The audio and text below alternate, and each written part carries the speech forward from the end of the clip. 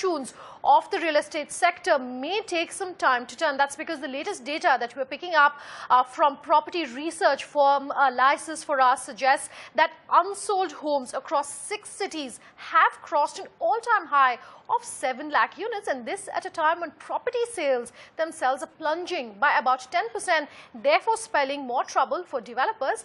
I'm going to be speaking with Pankaj Kapoor, the Managing Director at License for Us, in detail, as well as Prerna, who will run us through the key highlights. But let me start with you, Prerna. Tell us, how bad really is this inventory pile-up issue?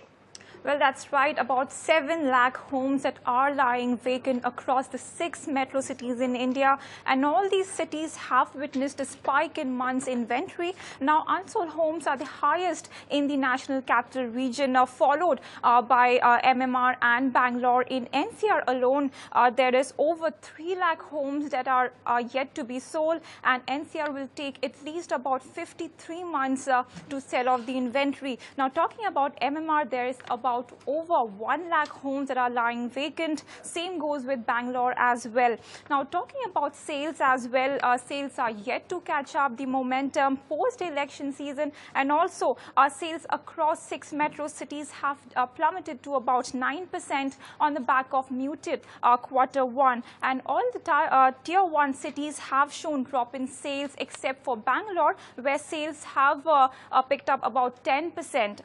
For Chennai and Hyderabad as well, they have registered a sales volume of about 18% and 13% drop in sales. Also, MMR registered a 2% drop in sales volume. So clearly, sales momentum is also yet to catch up and reflect upon property registrations. Back to you. All right, Prerna, thanks for that. I want to welcome in Pankaj Kapoor at this point. Thanks so much for coming down to our studios, Pankaj. You know, Prerna was making this point about nearly 53 months of unsold inventory, and I want to pick up on that. That's an unusually high figure. How do you see that, panning out over the next couple of months? You know, it suggests like, my absorptions levels are very low. The sales are not really picking. So like inventory months is like, current inventory divided by the monthly offtakes of the inventories. And it's clearly suggesting that most of the cities are becoming inefficient. Prices have really peaked up in almost all the cities. Sure. It's not really a case only for Mumbai and NCR. Other markets also really seeing the surging prices. So the affordability is a major concern. Because of that, the sales are not really picking up. And apart from that, like, and affordability is major concern with the end user. But I'm also seeing that today's investors' participation in the market is also reducing because they're not finding prices unproductive. They're finding prices highly unproductive. It's very difficult to look at there would be upside in the prices from here. We only see the downside prices, pressure in the prices. So in that light, like, there are lesser investor participation. There are bigger issues with regards to the affordability and the price parities, and because of that, overall sales are down. And in India, we have a housing shortage. So we do not have a problem of the supply and inventory. Problem is that whether we have a consumer who can afford that kind of pricing. I want to come to that. In fact, we've seen some bit of uptick as far as sentiment goes.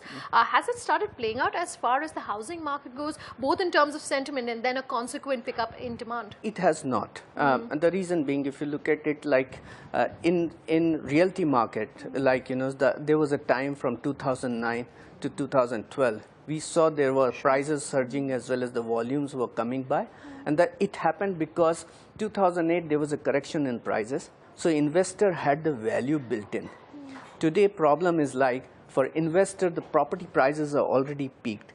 They know from here there is only downside pressure. So even though there is, there has to be value for the investors to participate in the market.